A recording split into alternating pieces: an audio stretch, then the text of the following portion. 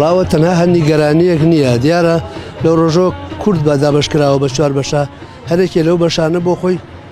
بە جوێرەی هەل و مەرج و زەمان و مەکانی خۆی هەوڵی داوە خۆی ڕزگار کا بۆ ئەوەی بتوانێت چیانێکی هەبێ لەم چەند ساڵی دوایە بەداخەوەسە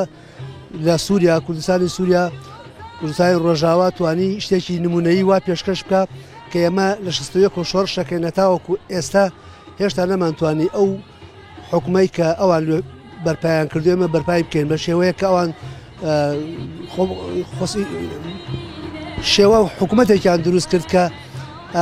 یەکسانی ژن و پیا و یەکسانی و عەدالەتێکی تەواو بەرجەستە بوو لە سووریا دیارەوەش لە دێر زەمانەوە لەو ڕۆژەوەی کە کورد دروست بووە و تورکەکان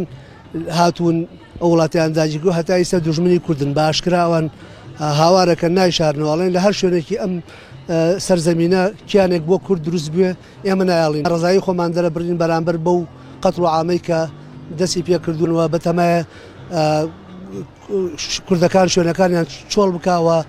عەرەبی سونەوانە شوێنەکانیان دابنێ و بەو شێوە واگەر بۆشی بکرێ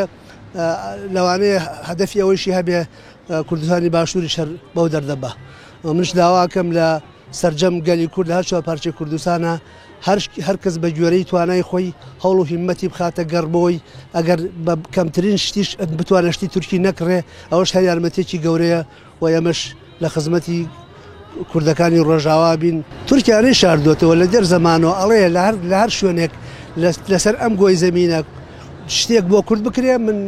دژیم و ئەڕوخێنم خۆ بە ئاشکرا ئەوە شتێک نییەتەوە مەسەلا ئەمڕۆ بیڵێ ئەوە هەدەفێتی ئێستا وردە جارێتتر ئەردۆغانەوێ بۆ شێوە ئەو ئیمپراتۆرەتە زیین و بکاتەوە بۆشی ناچێتە سەر دڵنیام دیارە ئەو هێرشانەی کە ئێستا دەوڵەتی تورکیا ئەیکا درێژەی ئەو پاوانخوازەیە کە تورکیا و لە ناویشە ئەردۆغان ویستی داگیرکاری ناوچەکەی هەیە و ئەو خەونەی کە ئەردۆغانێتی بریتێ لە خەونی زیندوکردنەوەی ئیمپراتۆری عوسمانی و ئێستا ئایدۆلۆژیای ئەو خەونەش ئیخوانیزمە لەبەرەوە ئەمە پێمان وایە ئەوەی کە لە ڕۆژاوای کوردستانیشە دەگوزەرێ شەڕە لە نێوان شەڕ نییە لە نێوان دوو دەوڵەت یا دوو بەڵکو شەڕ لە نێوان دوو پرۆژەی مرۆڤایەتی و پرۆژەیە کە هەواڵان و گەلانی ڕۆژاوای کوردستان بە کورد و عەرەب و ئاشووریەوە پرۆژەی خۆسەری دیموکراتی پێکەوەژیانی گەلان کە هەنگاونانە بۆ فیدرالیزمی دیموکراتی کە ئەمە پێمانەڵێ کە تەنها پرۆژەیەکە کە پێویستە و خواستی هەموو گەلانی ناوچەکەی وەکو چارەسەری دیموکراتیانی ڕۆژهەڵاتی ناوەڕست لە بەرامبەر ئەمە پرۆژەی ئەردۆغانەیە کە پرۆژەیەکی شەڕەنگێزی و قەیراناویە کە ئێستا خەونی سەرەکی ئەو هێزە تاریک پەرستە کە ئەردۆغان سەرکرایەتێکە لە باربردنی ئەو ئەزمونە تازەی ڕۆژاوای کوردستانە چونکە پێی وایە تاکە ئاستەنگێک و تاکە لەمپەرێ لە بەردەم هێرشکارەکان و داعشیزمی تازەی ئەردۆغان بریتە لەو ئەزمونەی کە لە ڕۆژاوای کوردستانەیە بۆیە ئێمە پێویستە تەواوی گەلی کوردستان ئەو ڕاستیە بزانن تاکە چارە نووسێک لە بەردەمانێ پارێزگاریکردنیە لەو خۆسەری بەڕێوەبەرەی کە لە ڕۆژاوا هەیە چونکە ئەوە نەوات و ناوکی پرۆژەیەکی گەورەترە لەوەی کە ئێمە چاوەڕێ دەکەین نە ناوچەگەریە نە دەوڵەتگەریە بەڵکو پێکەوەژیانی گەلانە بە هیواداریم کە لە باشووری کوردستانیش تەواوی چین و توێژەکان بکەونە گەڕ لە هەر بوارێکا کە بتوانن خزمەتی ئەو ئەزمونە بکەن و پارێزگاری لێ بکەن بە هەموو شتێ لە ڕووی مادی و معنەویە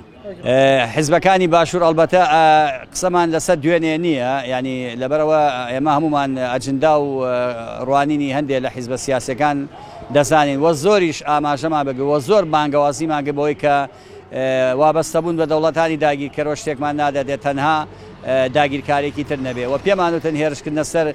پەکەکە هێرشکردنە سەر قەندیل هێرشکردنە سەر ڕۆژاوا هێرشکردنە سەری ئەو دوولانە نیە بەڵکو هێرشە بۆ سەر کوردووە هێرشە بۆ کۆی ئەزمموی باشووری کوردستان لەبەرەوە پێمان وتن کە بەڵام ئەوەی کە ئێستا ئاماژەیەکی پێبگەم جێی دڵخۆشێرە کە زۆری هێز و لایەنە سیاسەکان گەشتونەتە و قەناعی کە ئەم هێرشە هێرش نییە بۆ سەر بەن ئەوەی کە تورکیا ئیدعایەکە تیرۆریزم و پەکەکە بەڵکو هێرشە بۆ سەر تەواوی کورد لەبەرەوە جۆرێک لە جۆرەکان ئومێدبەخشێکەیە کە لایەنە سیاسەکانیش بەهۆشی خۆیان هاتوونەوە بە تایبەتی ئەوانێک کە دژی ئەزمموی ڕۆژاوا بن بە هیواین کە بتوانن لە ڕووی کردداری و هەڵێسەکانیان پێشان بدەن.